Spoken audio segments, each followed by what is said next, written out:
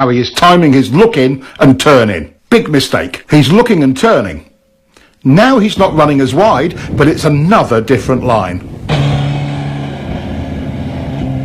The two-step visual technique solves more than just where to turn into a corner. It can also help with your consistency. In the end, your lines will only be as accurate and consistent as your visual skills. Knowing exactly where you want the bike to go before entering, using the two-step technique handles that.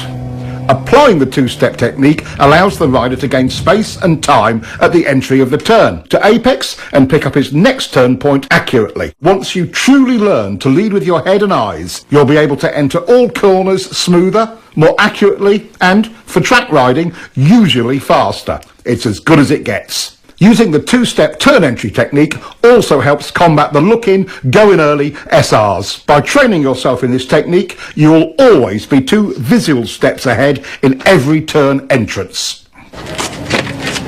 Wow, what a great technique! I don't feel rushed to the turn point. I mean, at all. No, me neither. Hey, that two-step works. Hard braking can be both confusing and terrifying. No other control action on the bike can produce such dramatic results with so little effort. Most riders' survival reactions run wild under heavy braking. Brake technology has come a long way.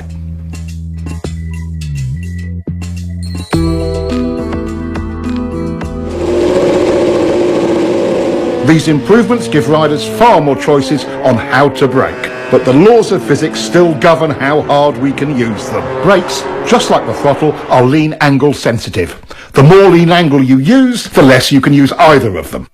This brings up all kinds of questions about technique. Should I do all my braking straight up? Or should I trail the brakes into the turn?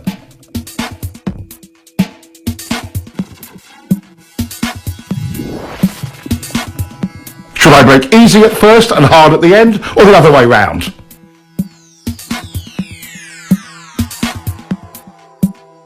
How about easy, then hard, and then easy again?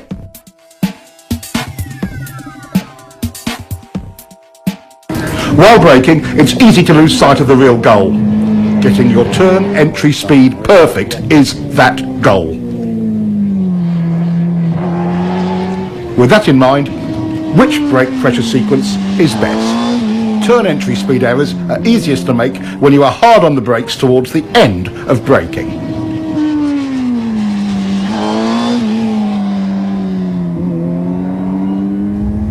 In the fine art of braking, gradually trailing the brake off is the way to accurately find your entry speed.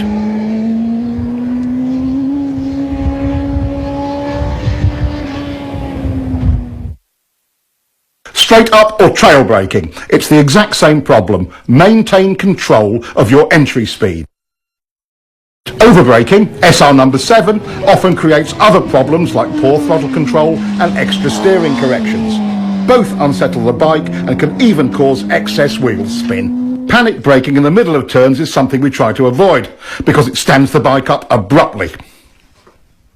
Unconsciously, we apply pressure to the bars to maintain our line. That additional input is one of the primary reasons for trail braking crashes. Restraining bar flutter does not let the front end follow the road, which reduces available traction even more. Despite its dangers and drawbacks, trail braking is a useful tool. Just imagine yourself leaning into a turn at 200 miles an hour with the brakes on like this. If you have to brake in a turn because of an emergency, like debris or a surprise decreasing radius, bringing the bike up as you do it is your best hope for not washing out the front end. Simultaneous braking and downshifting smooths things out and reduces distractions. This helps you get your turn entry speed right. Watch the timing of the clutch and throttle action in slow motion.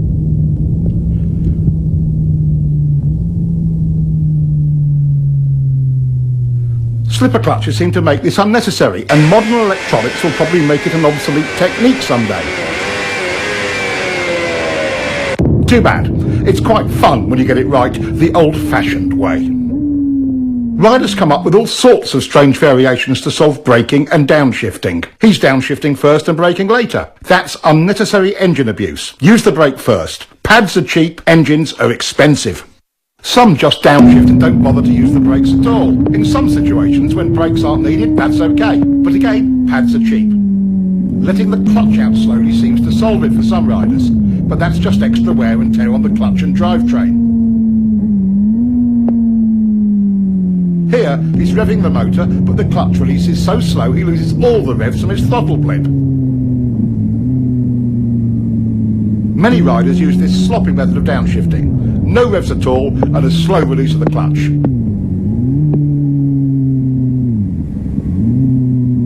Getting too big a throttle blip over-revs the motor and causes the bike to surge forward with each gear change. Another common error is over-revving and varying the brake lever pressure from the exaggerated wrist movement. This is choppy and causes the bike to pogo. Too early downshifting uses the engine as a brake and over-revs it. Not revving the bike between shifts and inconsistent brake pressure pogos the bike up and down. Here, he's shifting and easing out the clutch slowly. That takes time and attention.